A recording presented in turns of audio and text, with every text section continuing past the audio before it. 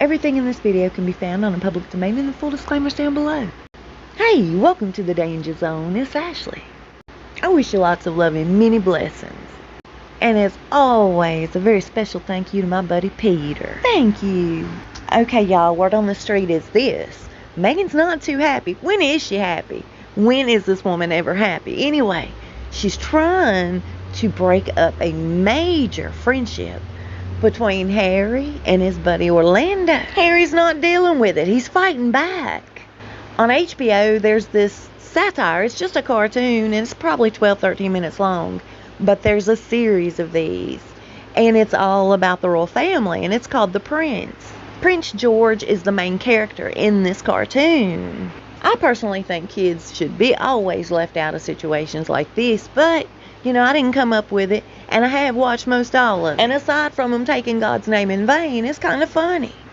I have to say, I especially love the Harry and Meghan skits. And it's also piqued my curiosity. I'd like to know, did Harry share some things with Orlando? Because it is so real. Their skits. The whole bit, like Meghan's in charge of everything. She tells him what to do and where to go, how to do things. He's obsessed with the refrigerator spitting out ice cubes.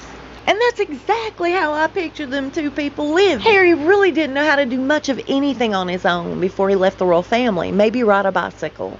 That's probably it.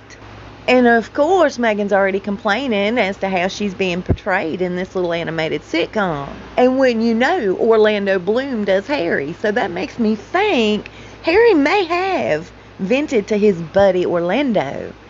Because I'm telling you, this is as real as it gets. It is real. They're just animated. Harry and Meghan's portion, that is. Harry feels like he doesn't have many people to fall back on in Montecito to begin with. And this guy, Orlando, and he seem to have a lot in common. Orlando is with Katy Perry. They have a child together. And you would think that Katy Perry being a new mother, she and Meghan may have some similarities, something in common, and they would all go out and be buddies together. But nuh-uh. They say Meghan's not one time invited this woman to her house. Meghan's feeling completely insulted about this animation. And she thinks that Harry, by him continuing to be friends with Orlando, is doing nothing but condoning it. She thinks that Harry should step up to Orlando and say, you know what, we're friends, but this kind of takes it a little too far over the edge. Harry thinks it's hilarious. That's what was told to me. He finds nothing wrong with the prince. And besides that, Harry has no control over what Orlando does. So he might as well just go with it. Nobody tells them how to make their money. And it's like my buddy Jay told me. Harry's stuck in a rut. He's miserable to begin with. He's moved over to California for her. How in the world does she think she's going to split up some friendships over in the States? He doesn't have many to begin with. I've been told she has a list of stuff that he does daily. She tells him exactly what to do, and he has to follow that list. He has to do it. She is the head honcho in that relationship. He doesn't have a say either way. But he seems to be putting his foot down when it comes to his buddy Orlando. This is one relationship he doesn't seem to be wanting to forfeit. He is budging back. Meanwhile, Meghan is still in touch with Charles. I told you guys in the last video, she feels really sad for Charles. The position that he's in with his child. Totally strange, considering she's the one that drove the wedge between father and son. So between Meghan and Charles still having some sort of communication, some sort of a relationship, Charles was feeling good about warming up to the fact that, hey, I really need to speak to Harry. We need to sort this out. Especially while he's writing the memoir. And Harry absolutely will not budge. Will not get on the phone with his dad. Will not have any communication with him. And Meghan's not too thrilled about Harry not wanting to reconcile with his dad.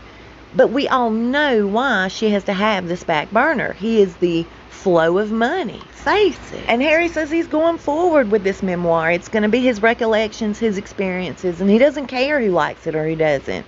And he doesn't want his dad to influence him either way. So right now, he thinks it's best that he doesn't have any kind of communication with his dad. He feels like his dad would definitely try to influence him as to what he puts in his memoir. Now, Camilla's pretty smart about things. Charles just isn't thinking straight. Camilla wants all communication with Meghan stopped right now. This is not Camilla's first go-round with Meghan, so she knows exactly what she's up to. Now, here's what I read, and I don't know if I believe this. Harry claims he's going to take his $20 million paycheck from Penguin Random House for these 4 books that he and Meghan are going to sit down and write. And he's going to give it to charity. Whose charity? Archwell? Travelist? Lilibet Diana Foundation? They are not sitting in a position where they can take $20 million and just hand it to a charity that doesn't belong to them. You know, I had somebody tell me not too long ago that if you hear about somebody, creating artwork or writing a book and they're neither an artist or an author, just know that there's money being embezzled there. Now, do you think that could be the possibility here? And why? Is it avoiding Uncle Sam? Is that what it is? If they take that $20 million and stick it in Archwell, or if they stick it over here in Travelist, or whatever Lilibet Diana's going to do, is it avoiding the tax man? Something don't sound right. So far, they've allowed Procter & Gamble to give diaper donations twice.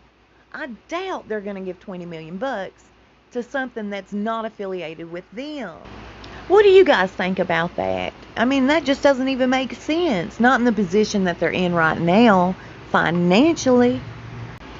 I really appreciate y'all being here with me today, and I hope you're having a good one. I'll see you soon, and we'll talk fast. Y'all please stay safe and be blessed.